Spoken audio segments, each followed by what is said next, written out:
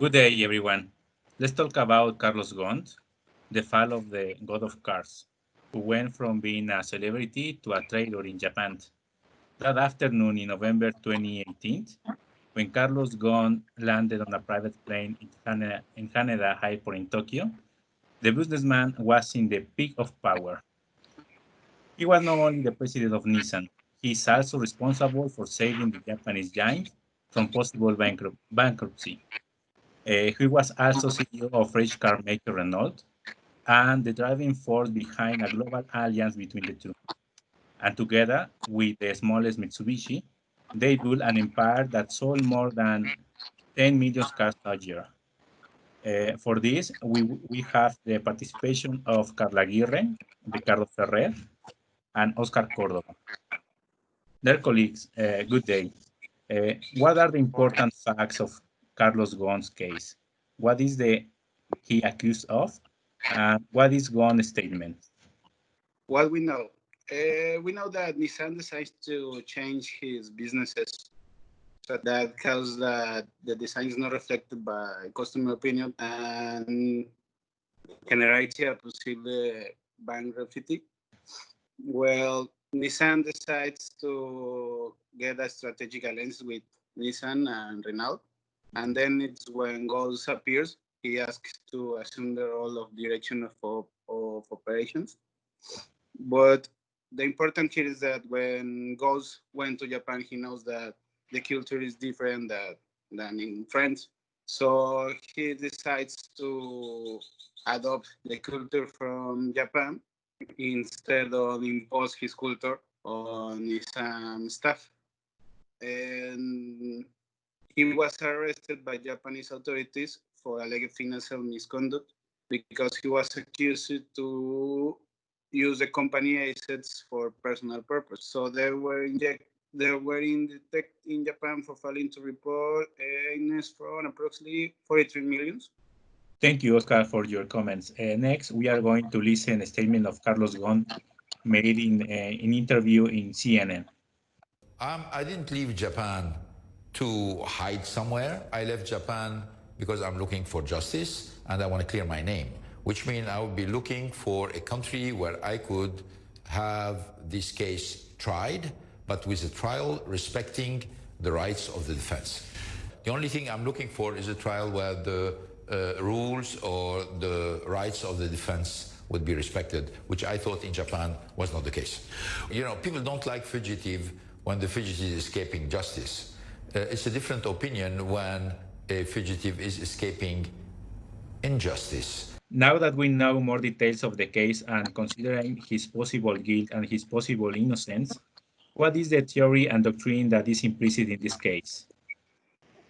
Considering that this is a complicated case which has a lot of polemic, there are several different doctrines that are involved. It could be like corporate governance. We can guarantee that it was not an adequate during this specific situation. They also have a compliance program, but it's not robust enough to mitigate different kind of risks and supervise them. They also have a different like ethical perspectives, like ethical from governments and ethical under personal works, as well as professional ethics, which are some kind of doctrines that are implicit in the whole topic. Thank you. Thank you, Carla.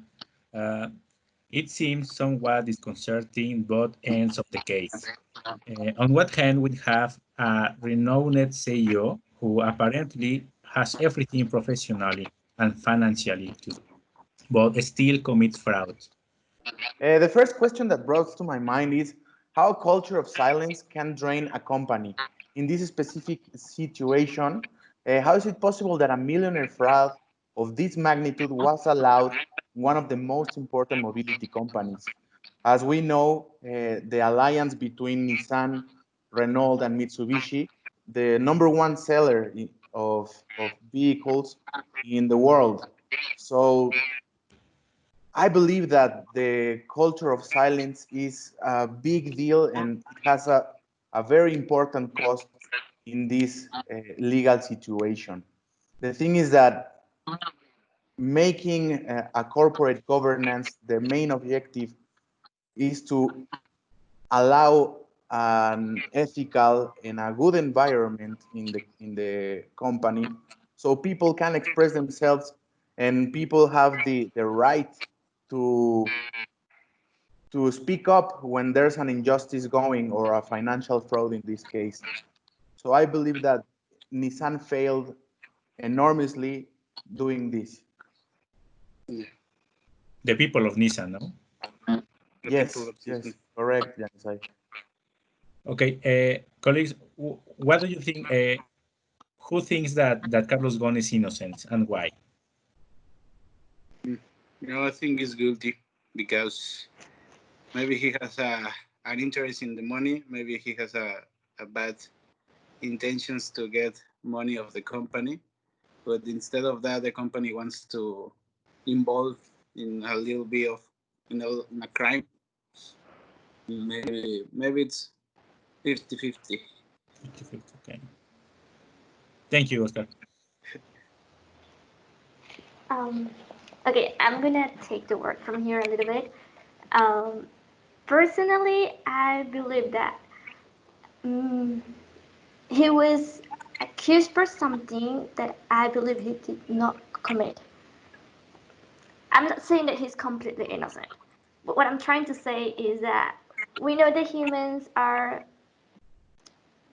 selfish, and if someone has more than them, it sounds really bad, but it's part of the human nature to try to have it or to make others, when they're in the top, to go down for you to go up, like to switch positions. And it wouldn't surprise me that someone like tried to take what he had, because he had a lot of success in his life. They saw him like a figure that was above them, with a lot of power, a lot of knowledge, and a lot of possibilities. So that might have frustrated someone or made him feel like attacked in a personal way. So that does helps to maybe create an idea or something to try to overcome him. Like, it's part of how selfishness works. So I do believe that they try to take him out of the power. Okay.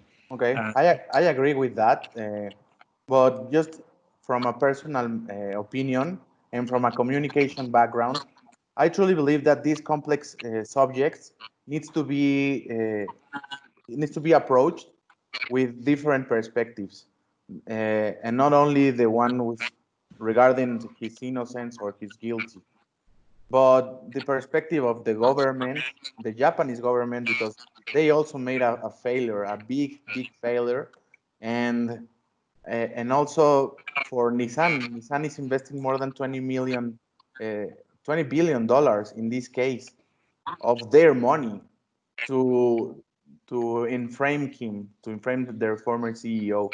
So this is a really complex deal that I think everyone is guilty. Yeah, it's a great disadvantage to give the full control of two big companies to one person. And Janisai, could you tell us your perspective? My perspective, I think that the two realities are could be.